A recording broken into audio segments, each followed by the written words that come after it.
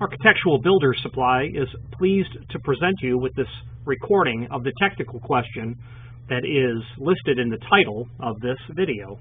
This call may be monitored and recorded for quality assurance. Bommer 7801 horizontal spring pivot. Okay, I'm reasonably familiar with it. Yeah, I bet. Yeah. So here's what happened. The door had been operating properly. We are in a 1929 vintage home, Craftsman.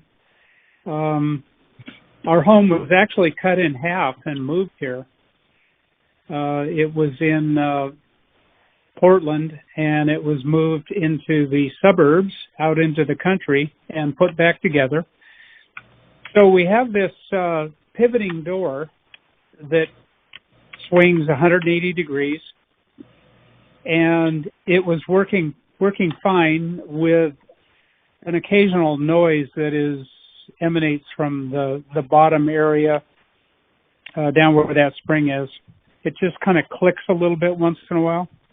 Well, not once in a while. It clicks every time, just a little click. And when I took one of the metal pieces off the bottom, and I can see that there's a little movement down there. But what happened is the door had been closing properly and closing and lining up with the molding on the opposite side of the door and lining up right in the middle. You know, you follow what I'm saying? Yeah. Yeah, okay. So a couple of weeks ago, I was closing the door. It was following me as I went through the door, and it was coming behind me to close. My wife said something to me. I stopped walking. The door hit the heel of my shoe. It hit the back of my shoe and went bang. And now it still works, but it doesn't line up with the molding on the not on the side of the door that it's mounted to the molding, but on the other side. It's like 3/8 of an inch off, and I have kind of just watched it and tried to figure it out. But I finally decided, okay, get a screwdriver, take the metal cover off, and see what we've got. So what would you think the solution is? Can I just I've seen how you adjust these with that little round gizmo that's got some holes in it, and you just turn it one way or the other.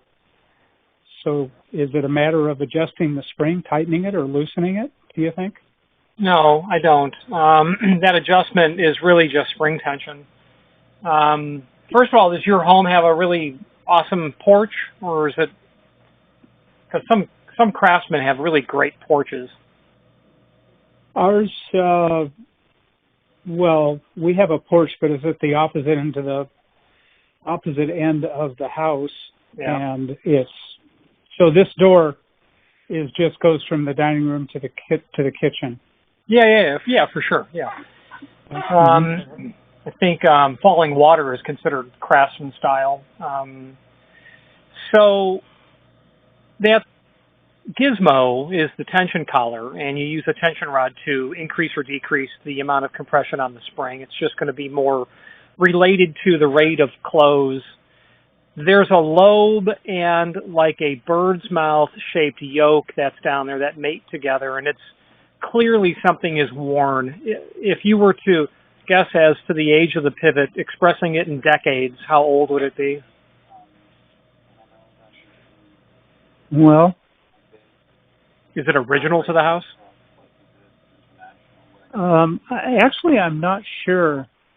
The home was built in 29, so I know you just said here a bit ago in the video, Bomber's been around since like 1878 or something. 1876, I believe. Yeah. 76. Okay. And this looks quite old. As far as decades, yeah, it's probably 60 or 80 years old. Yeah. And what happened when the door hit your heel is it obviously, my guess is that there was certainly a piece of compromised material down there when the door came to that abrupt halt. it broke something or dislodged something. So that relationship of metal on metal is now different, where it's not coming to a 0 degree situation or where it was before. And having said that, it's like all other things in life. Everything wears out, and that could be the case with this. And it was just the one piece of popcorn that you bit on to split your molar. You know what I mean? Oh, do I ever? Yeah, I gave up popcorn about 5 years ago. Yeah. Well, yeah. If you're going to go to the movies and do that, you better bring dental floss. Yeah, for sure. It was for that reason. Yeah. Licorice I've given up too. So, it's you can take it off. You can spend 3 hours on a Saturday, or you can just replace it. So we do, there are some still in stock of the 7801. And I realize that's not the call to order a new one. If you were going to proceed, I would unhang the door and I would study the item and see if you can discover what exactly failed inside of there. But I've never heard of someone successfully repairing them. It's either replace it or just live with it. Yeah, and it's not probably so much that the door doesn't come all the way to 0, but you don't really want to hear that knocking or clicking sound all the time, because that's not healthy for the fasteners and the floor at all. Not healthy for the floor. Well, honestly, the clicking does not bother me. It's the fact that it doesn't line up in the position that it had always lined up. Yeah, so, but how do you get away with sneaking midnight snacks when you're leaving? So you're right. It wouldn't bother me either, a clicking sound. But if you have a cat or something like that, maybe there's a reason to change it. So yeah. Well, I would be a little worried about all of the fasteners that are involved in the door. I mean, this is an old door. Yeah. And I would be a little concerned about whether or not it's going to go back together without damaging anything. I don't know.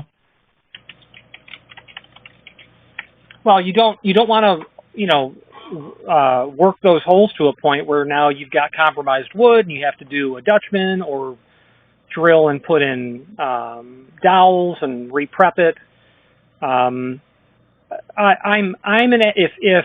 If you have time and curiosity, I would unhang the door and I would inspect it, try to figure it out, see how it works.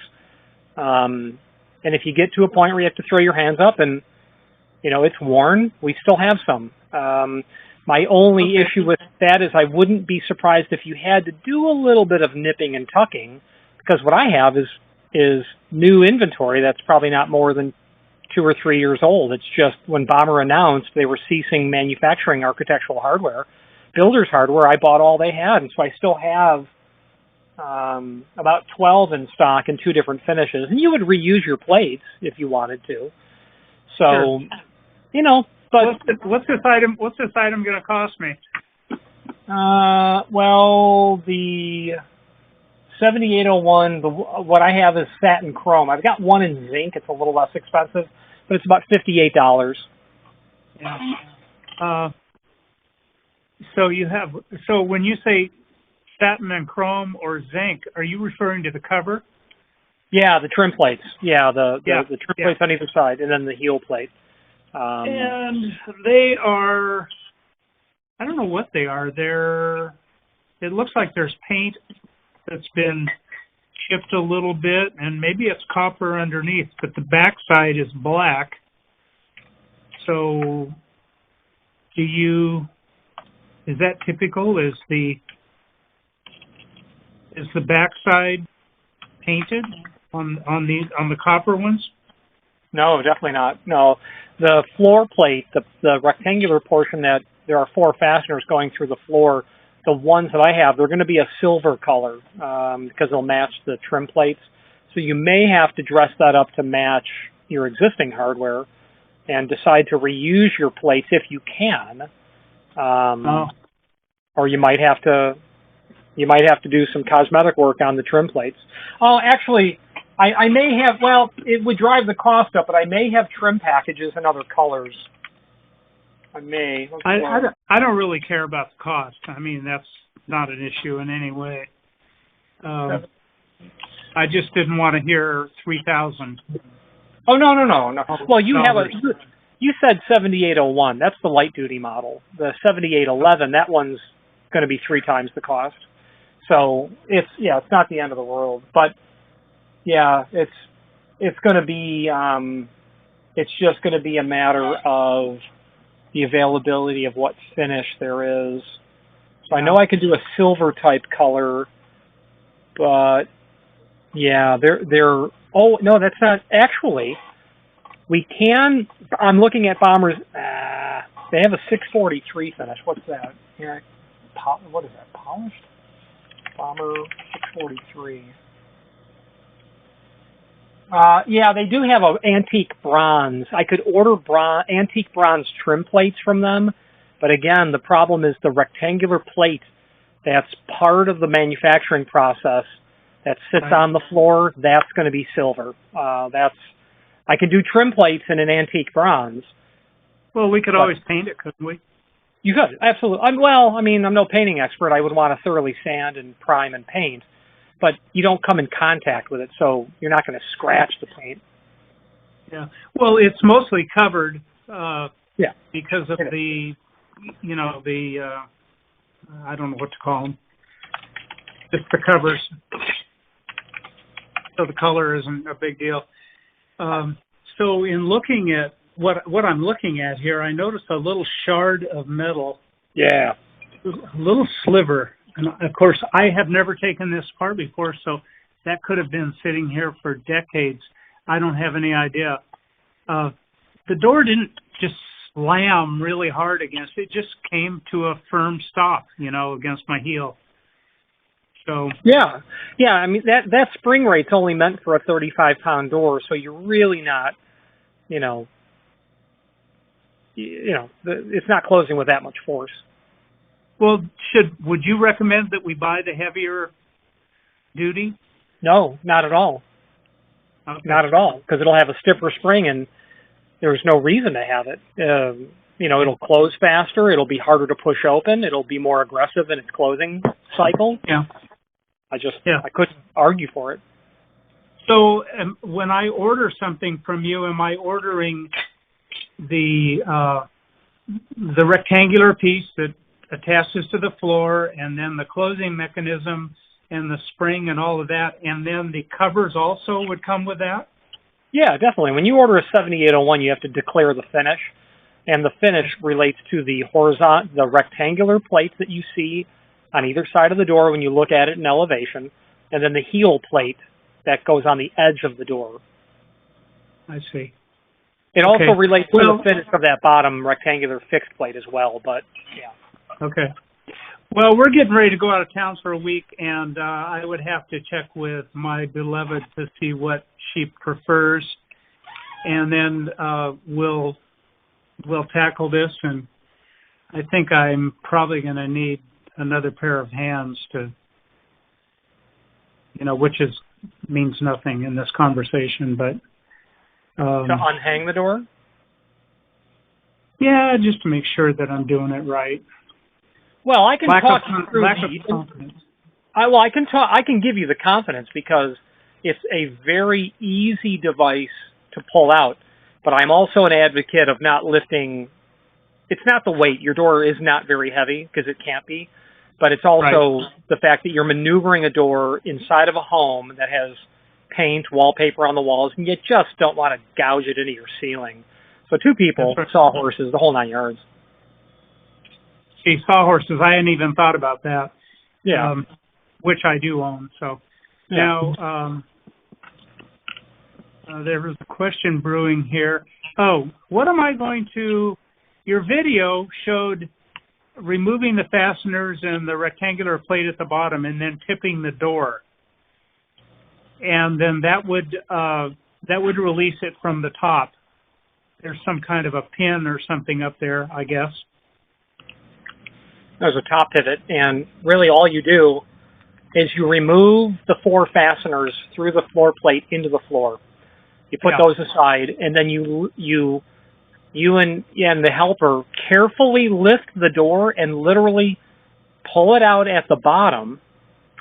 You tip it out as shown in the instructions, and the hardware at the top is a pivot. It's a simple male-female relationship where when you scoot the door out at the bottom, you'll also be able to slightly lower it at the same time, because that pin in the header is only projecting into the top of the door by maybe a ½ inch. So it'll come out that way. Okay. Well, I think that's all the damage we can do today, Richard. So let me go to a wedding in Hawaii. When I get back, we'll take another look at this and get something ordered. Absolutely. Have a good time. Where are you going in Hawaii? Oh, just, the standard old Waikiki. Okay, yeah, sure. Why? Yeah. Have you been to the Arizona? No, by golly, I would not consider. I would not even consider going to Hawaii, even unless a trip to the Arizona was included. That is, I have a very well-formed personal opinion about Hawaii in general, but I will go there to go back to the Arizona. That is really something else. I'm glad you mentioned that, because we're only going to have about 3 days of free time, and we were kind of discussing, well, what would we like to do? Because at this stage of our life, we're not going to get into thongs and go down and parade around on the beach. So anyway, we're going to stay out of the sun. We're old. So anyhow, the Arizona, that's a great suggestion. Are you a part-time travel agent? No, not at all. But I just, who grew up on the northwest side of Chicago and isn't into American history? And I have skin in the game. My grandfather was actually at Pearl Harbor during the attack, and it's ridiculous, but he was sitting on the toilet when it all started. So, but when you get there and you look down, if we speak again, you'll see it. And I'm not going to say what it is, but if we speak again, I want you to tell me what got you, what made it real. And you'll see something that's going to make it real, like as if it just happened. It's really remarkable. I actually have to go back because my in-laws were in their 60s at the time, and I didn't have in their upper 60s, and it just took too much out of them, so I didn't get to the Missouri. I need to go there. I want to see where Patton stood and the emperor sat and signed papers, but the Arizona it's like going to 9/11. It's just, you have to do it if you're flying all the way. Yeah. Yep. Well, I was on a ship in the Navy, but it wasn't the Arizona, so. And you're not that old either. Oh, no. Close to it. But anyway, we'll talk to you when we get back, and I'll let you know our impression of the visit to the Arizona. I look forward to hearing that, sir. Thank you very much. So you're speaking to Robert Newman, so when I call you, no doubt you're going to know exactly who you're speaking to. Well, thank you very much, Robert. I appreciate it. Okay. So long. Bye-bye. Yes, sir. Architectural Builders Supply hopes you have enjoyed this program.